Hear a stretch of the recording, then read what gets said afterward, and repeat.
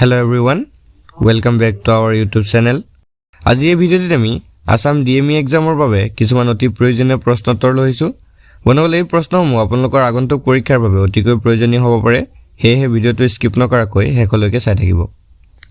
বন্ধুসকল আজি ভিডিওৰ প্ৰথম কোৱেশ্চনটো হৈছে ভাৰতত আৱিষ্কাৰ হোৱা প্ৰথম প্ৰাচীন চহৰ কোনখন?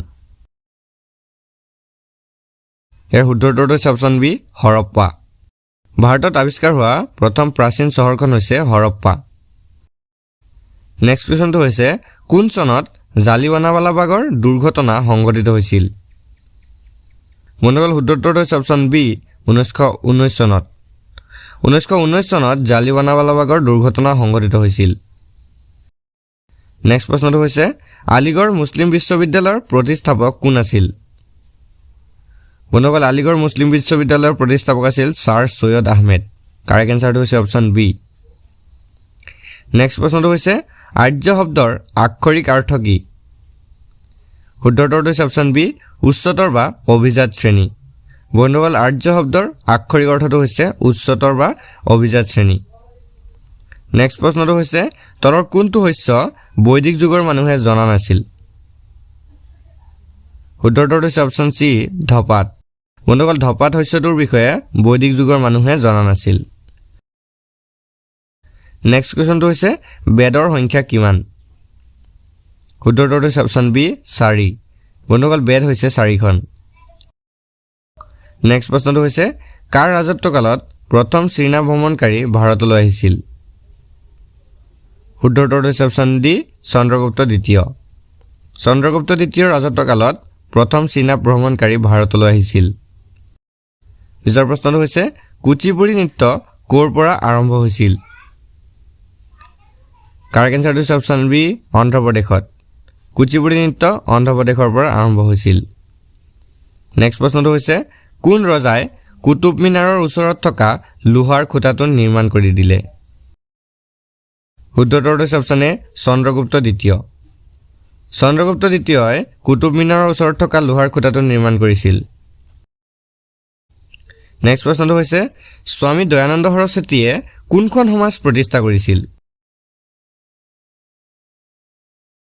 কাৰেক্ট এনসাৰটো হৈছে অপচন বি আৰ্য সমাজ। স্বামী দয়ানন্দ সৰস্বতীয়ে আৰ্য সমাজ প্ৰতিষ্ঠা কৰিছিল। নেক্সট প্ৰশ্নটো হৈছে ভাৰতৰ প্ৰথম মহিলা শাসক কোন আছিল?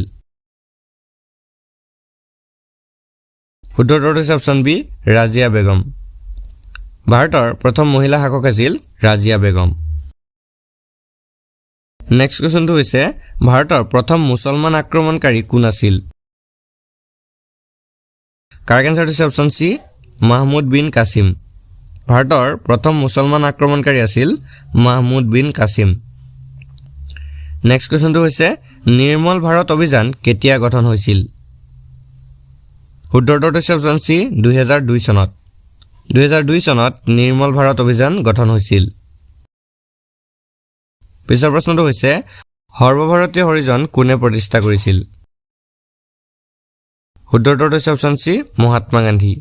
মহাত্মা গান্ধীয়ে সৰ্বভাৰতীয় হৰিজন প্ৰতিষ্ঠা কৰিছিল। পিছৰ প্ৰশ্নটো হৈছে ভাৰতীয় জাতীয় কংগ্ৰেছৰ প্ৰথম সভাপতি কোন আছিল? শুদ্ধ উত্তৰটো হৈছে অপচন এ WC বেনাৰ্জী। ভাৰতীয় জাতীয় কংগ্ৰেছৰ প্ৰথম সভাপতি আছিল WC বেনাৰ্জী।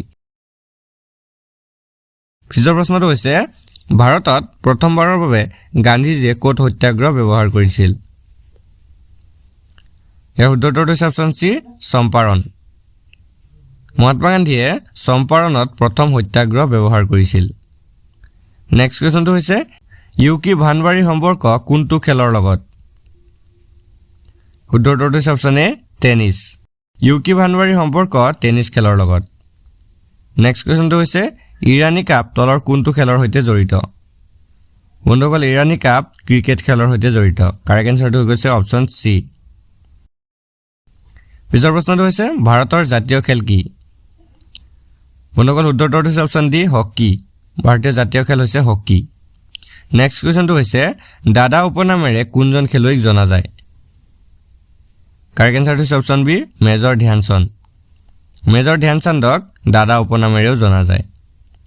নেক্সট প্ৰশ্নটো হৈছে তলৰ কোনটো মৰুভূমি পৃথিৱীৰ আটাইতকৈ ডাঙৰ মৰুভূমি শুদ্ধ উত্তৰটো হৈছে অপচন সি সাহাৰা পৃথিৱীৰ আটাইতকৈ ডাঙৰ মৰুভূমিটো হৈছে সাহাৰা মৰুভূমি নেক্সট কোৱেশ্চনটো হৈছে পৃথিৱীৰ আটাইতকৈ ডাঙৰ মহাসাগৰখন হ'ল বন্ধুসকল পৃথিৱীৰ আটাইতকৈ ডাঙৰ মহাসাগৰখন হৈছে প্ৰশান্ত মহাসাগৰ কাৰেক্ট এনসাৰটো হৈছে অপচন ডি নেক্সট প্ৰশ্নটো হৈছে পানীৰ আয়তনৰ ভিত্তিত বিশ্বৰ সৰ্ববৃহৎ নদী কোনখন শুদ্ধ উত্তৰটো হৈছে অপচন ডি এমাজন পানীৰ আয়তনৰ ভিত্তিত বিশ্বৰ সৰ্ববৃহৎ নদীখন হৈছে এমাজন নদী নেক্সট কোৱেশ্চনটো হৈছে তলৰ কোনটো ভাৰতৰ সৰ্বোচ্চ পৰ্বতশৃংগ শুদ্ধ উত্তৰটো হৈছে অপচন ডি কাঞ্চনজংঘা কাঞ্চনজংঘাটো হৈছে ভাৰতৰ সৰ্বোচ্চ পৰ্বতশৃংগ পিছৰ প্ৰশ্নটো হৈছে ভাৰতৰ সৰ্বোচ্চ নদী বান্ধ কোনটো শুদ্ধ উত্তৰটো হৈছে অপচন ডি তেহেৰী বান্ধ ভাৰতৰ সৰ্বোচ্চ নদী বান্ধটো হৈছে তেহেৰী বান্ধ পিছৰ প্ৰশ্নটো হৈছে উমিয়াম হ্ৰদ কোনখন ৰাজ্যত অৱস্থিত শুদ্ধ উত্তৰটো হৈছে অপচন সি মেঘালয় উমিয়াম হ্ৰদ মেঘালয় ৰাজ্যত অৱস্থিত নেক্সট প্ৰশ্নটো হৈছে ভাৰতত কোনখন চহৰত প্ৰথম কপাহ কল অৰ্থাৎ কপাহৰ বস্ত্ৰ উদ্যোগ প্ৰতিষ্ঠা হৈছিল কাৰেক্ট এনসাৰটো হৈছে অপচন ডি কলকাতা ভাৰতৰ কলকাতা চহৰত প্ৰথম কপাহ কল প্ৰতিষ্ঠা হৈছিল নেক্সট প্ৰশ্নটো হৈছে ডাফলা আৰু সিংপু জনজাতি কোন ৰাজ্যত পোৱা যায় শুদ্ধ উত্তৰটো হৈছে অপচন ডি অৰুণাচল প্ৰদেশ ডাফলা আৰু সিংপু জনজাতি অৰুণাচল প্ৰদেশত পোৱা যায় নেক্সট প্ৰশ্নটো হৈছে আটাইতকৈ ডাঙৰ গ্ৰহটো কোনটো বন্ধুসকল আটাইতকৈ ডাঙৰ গ্ৰহটো হৈছে বৃহস্পতি গ্ৰহ অপচন এ টো কাৰেক্ট এনসাৰ নেক্সট কোৱেশ্চনটো হৈছে ইয়াৰে কোনটোক জাপানৰ মানচেষ্টাৰ বুলি কোৱা হয় শুদ্ধ উত্তৰটো হৈছে অপচন এ ওসাকা ওসাকাক জাপানৰ মানচেষ্টাৰ বুলি কোৱা হয় নেক্সট প্ৰশ্নটো হৈছে তলৰ কোনটো এনজাইম লালাত পোৱা যায় কাৰেক্ট এনসাৰটো হৈছে অপচন সি থাইলেণ্ড থাইলেণ্ড নামৰ এনজাইমটো লালাত পোৱা যায় নেক্সট প্ৰশ্নটো হৈছে বাস্তৱ প্ৰতিছবিৰ স্বৰূপ কি শুদ্ধ উত্তৰটো হৈছে অপচন এ বিপৰীতমুখী বাস্তৱ প্ৰতিছবিৰ স্বৰূপ হৈছে বিপৰীতমুখী নেক্সট প্ৰশ্নটো হৈছে বৈদ্যুতিক বাল্বৰ ফিলামেণ্টটো হ'ল শুদ্ধ উত্তৰটো হৈছে অপচন সি টাংষ্টেন বৈদ্যুতিক বাল্বৰ ফিলামেণ্টটো হৈছে টাংষ্টেন নেক্সট প্ৰশ্নটো হৈছে দৈত কোন ধৰণৰ এচিড পোৱা যায় বন্ধুসকল দৈত লেক্টিক এচিড পোৱা যায় অপচন এ টো হৈ যাব কাৰেক্ট এনসাৰ নেক্সট প্ৰশ্নটো হৈছে দাঁতৰ এনামেল কোনটো পদাৰ্থৰ পৰা তৈয়াৰ কৰা হয় যিটো অতি কঠিন শুদ্ধ উত্তৰটো হৈছে অপচন বি কেলছিয়াম ফসফেট দাঁতৰ এনামেলটো কেলছিয়াম ফসফেটৰ দ্বাৰা তৈয়াৰ কৰা হয় নেক্সট প্ৰশ্নটো হৈছে তলৰ কোনটো অধাতু বিদ্যুতৰ ভাল পৰিবাহী শুদ্ধ উত্তৰটো হৈছে অপচন এ গ্ৰেফাইট গ্ৰেফাইট অধাতুবিধ বিদ্যুতৰ ভাল পৰিবাহী নেক্সট প্ৰশ্নটো হৈছে কোনটো ধাতু পানীত থলে ভাহিবলৈ আৰম্ভ কৰে শুদ্ধ উত্তৰটো হৈছে অপচন এ কেলছিয়াম কেলছিয়াম ধাতুটো পানীত থলে ভাহিবলৈ আৰম্ভ কৰে নেক্সট প্ৰশ্নটো হৈছে ফলৰ অধ্যয়নক কি বোলে শুদ্ধ উত্তৰটো হৈছে অপচন বি পোমোলজি ফলৰ অধ্যয়নক পোমোলজি বুলি কোৱা হয় নেক্সট প্ৰশ্নটো হৈছে তলৰ কোনটো ৰোগ বেক্টেৰিয়াৰ দ্বাৰা হয়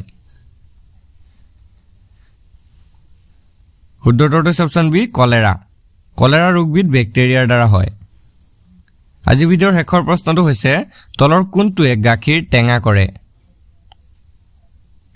শুদ্ধ উত্তৰটো হৈছে অপচন বি বেক্টেৰিয়া বেক্টেৰিয়াই গাখীৰ টেঙা কৰে বন্ধুসকল আজি ভিডিঅ'টো আপোনালোকৰ ভাল লাগিলে ভিডিঅ'টো এটা লাইক কৰি দিব আৰু এনে ধৰণৰ আৰু ভিডিঅ'ৰ বাবে আমাৰ চেনেলটো সাবস্ক্ৰাইব কৰি কাষতে থকা বেল বটনটো দবাই দিব ধন্যবাদ